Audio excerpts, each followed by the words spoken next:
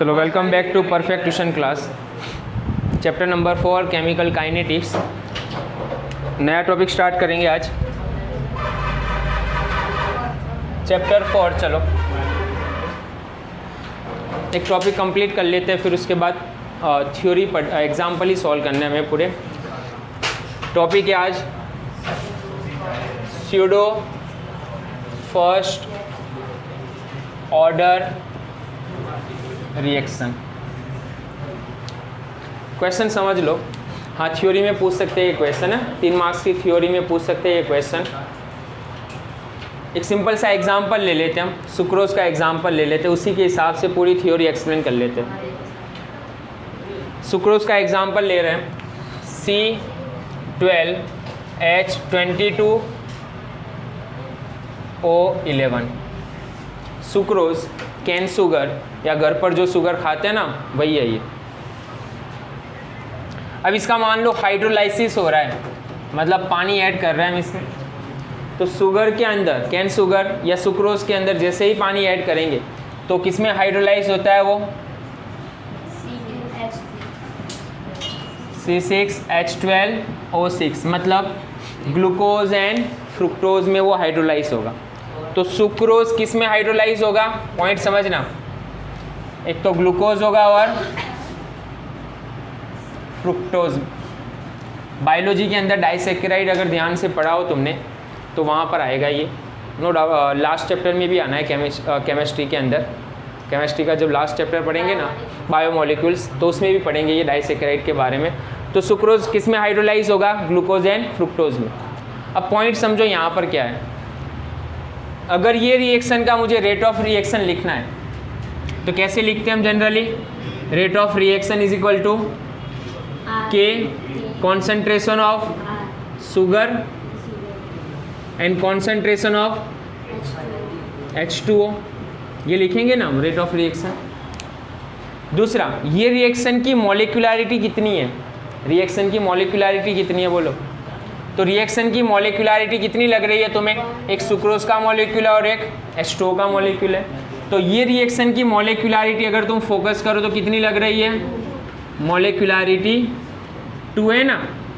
Point समझना, क्योंकि answer इसी से रिलेटेड है। और सिंपल टाइप रिएक्शन है ये, एलिमेंट्री रिएक्शन है।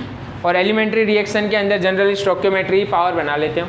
तो ऑर्डर ऑफ रिएक्शन क्या हुआ इसके हिसाब से, अगर मॉलिक्यूलरिटी अगर मान लो मैं 2 लिख रहा हूँ, मॉलिक्यूलरिटी कितनी लिख रहा हूँ इसकी, दिख रही है तुम्हें मॉलिक्यूलरिटी, तो यस 2 है ही। तो एलिमेंट्री रिएक्शन है, सिंपल टाइप का रिएक्शन है। तो ऑर्डर ऑफ रिएक्शन भी क्या होगा बोलो, ऑर्डर ऑफ रिएक्शन कितना होगा, 2 ही लग रहा है ना यहाँ से। तो ऑर्डर ऑफ रिएक्शन कितना है, 2 है। अब पॉइंट समझना आगे। जब हम शुगर ले रहे हैं और उसे पानी में ऐड कर रहे हैं या पानी ऐड कर रहे हैं, तो पानी का अमाउंट क्या होगा, यहाँ पर कॉन्सेंट्रेशन पानी का बहुत ज़्यादा है, पानी लार्ज अमाउंट में ऐड कर रहे हैं। जैसे कि it is a large amount ना, ये तो पानी का अमाउंट बहुत ज़्यादा है, जबकि इसका अमाउंट क्या होगा, बहुत ही कम है। तो एज एग्जाम्पल अब देखो, कॉन्सेंट्रेशन लिख रहा हूँ मैं, एज एग्जाम्पल इसका कॉन्सेंट्रेशन लिख रहा हूँ मैं। T is equal to 0 time पर इसका कॉन्सेंट्रेशन एज एग्जाम्पल मान लो मैंने 0.1 मोल लिया है, मोल पर लीटर। पानी कितना ले रहे हैं एज एग्जाम्पल, 10 लीटर ले रहे हैं। तो ये कितना होगा, अभी तो 0 ना, आफ्टर T टाइम पर कंप्लीटली हाइड्रोलाइज हो जाएगा ये तो शुगर। तो ये कितना हो गया, 0। ये कितना होगा, 0.9, और ये कितना बन रहा है, 0.1 ना। अब देखो पानी के अमाउंट में कुछ ज़्यादा चेंज आ रहा है यहाँ पर, पानी के अमाउंट में कुछ ज़्यादा चेंज आ रहा है नहीं, क्योंकि लार्ज अमाउंट में वाटर। तो अब मॉलिक्यूलरिटी हम क्या देख रहे हैं, यहाँ तो 2 मॉलिक्यूल रिएक्शन में पार्टिसिपेट कर रहे हैं। ऑर्डर ऑफ रिएक्शन हमें समझ में आ रहा है कि इसका 2 होना चाहिए, लेकिन पानी का अमाउंट बहुत ज़्यादा है।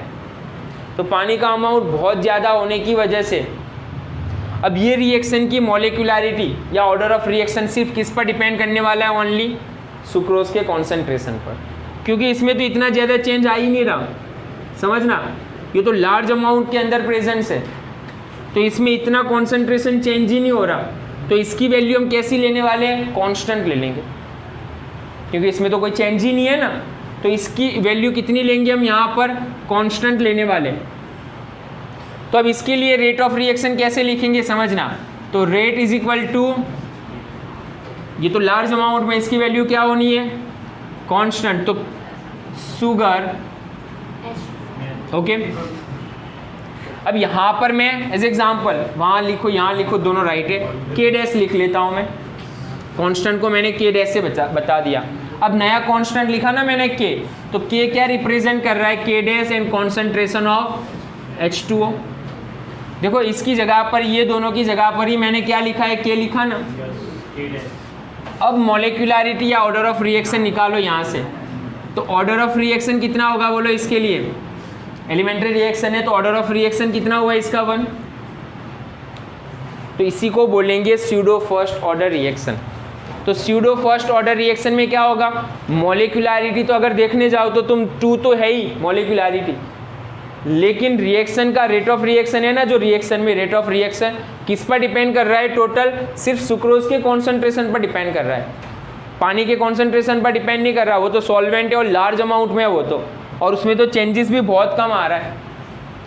तो टोटल रेट ऑफ रिएक्शन किस पर डिपेंड कर रहा है, सिर्फ शुगर के कॉन्सेंट्रेशन पर डिपेंड कर रहा है। और पानी तो क्या होगा, हम इसे कांस्टेंट ले लेंगे क्योंकि इसमें कोई चेंज ही नहीं आ रहा। तो मॉलिक्यूलरिटी 2 है, मॉलिक्यूलरिटी 2 है, लेकिन ऑर्डर ऑफ रिएक्शन तो 1 है। तो इसी को बोलेंगे हम स्यूडो फर्स्ट ऑर्डर रिएक्शन। तो pseudo first order reaction clear. तो एग्जाम्पल से ही समझाना है हमें पूरा स्यूडो फर्स्ट ऑर्डर रिएक्शन, और इसका बढ़िया सा एग्जाम्पल यही है, hydrolysis of sucrose.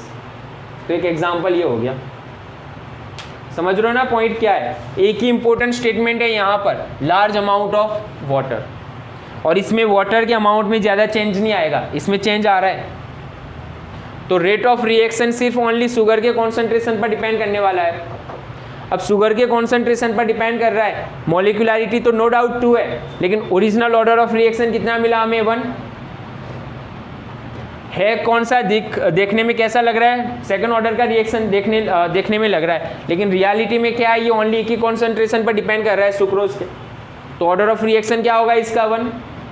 So it's called the pseudo first order reaction. चलो दूसरा एक और एग्जाम्पल ले लेते हैं, एग्जाम्पल 2।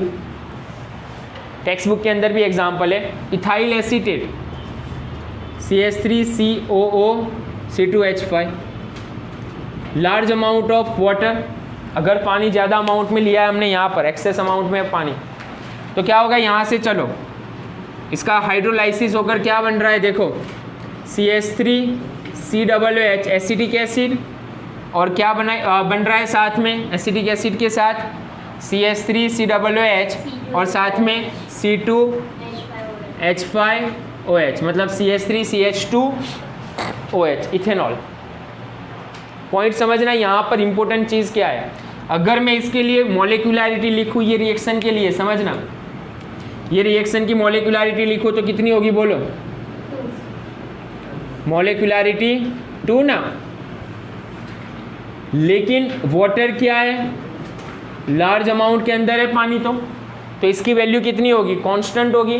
तो इसके लिए अगर मैं रेट ऑफ रिएक्शन लिखूँ तो बोलो कैसे लिख सकता हूँ, रेट ऑफ रिएक्शन के dash concentration of ethyl acetate CH3COO C2H5 and concentration of H2O, लेकिन इसकी वैल्यू तो कैसे लेनी है हमें, कांस्टेंट, क्योंकि चेंज नहीं आ रहा। अगर मैं पानी 1 लीटर ले रहा हूँ और इसे ओनली मैं कितना ले रहा हूँ, 0.1, समझना 0.1 है ये, और सामने ये 1000 ml के बराबर है, तो ये तो चेंज, इसमें सिग्निफिकेंट चेंज होगा, लेकिन इसमें इतना चेंज आएगा ही नहीं, तो कांस्टेंट ले लेंगे। मान लो मेरे पास 1 लाख रुपीज़ है और किसी के पास 1 रुपया है, तो मैं, वो भी 1 रुपया दे रहा है, मैं भी 1 रुपया दे रहा हूँ, तो मेरी वैल्यू तो ऑलमोस्ट कांस्टेंट ही हुई ना। तो वैसी ही चीज़ है यहाँ पर। तो चलो इसके लिए अब क्या लिखेंगे नया हम, rate is equal to K into CH3COO C2H5, और K क्या रिप्रेजेंट कर रहा है, ये नया कांस्टेंट क्या रिप्रेजेंट कर रहा है, तो K is equal to K dash concentration of H2O। तो यही है स्यूडो फर्स्ट ऑर्डर रिएक्शन, और उसके 2 एग्जाम्पल है यहाँ पर स्यूडो फर्स्ट ऑर्डर। एक तो कौन सा, hydrolysis of sucrose, and second hydrolysis of ethyl acetate. और एग्जाम्पल देकर ही समझाना है इसे पूरा। सबसे इम्पोर्टेंट चीज़ क्या है यहाँ पर, लार्ज अमाउंट ऑफ वाटर, पानी का कॉन्सेंट्रेशन इतना ज़्यादा है, इतने ज़्यादा अमाउंट में, तो उसमें आने वाला चेंजेस नेग्लिजिबल है, तो उसकी वैल्यू ऑलमोस्ट कांस्टेंट लेंगे हम। तो ये था स्यूडो फर्स्ट ऑर्डर रिएक्शन। इसी से रिलेटेड कुछ एग्जांपल भी है, सॉल्व करेंगे बाद में। स्टॉप कर दो।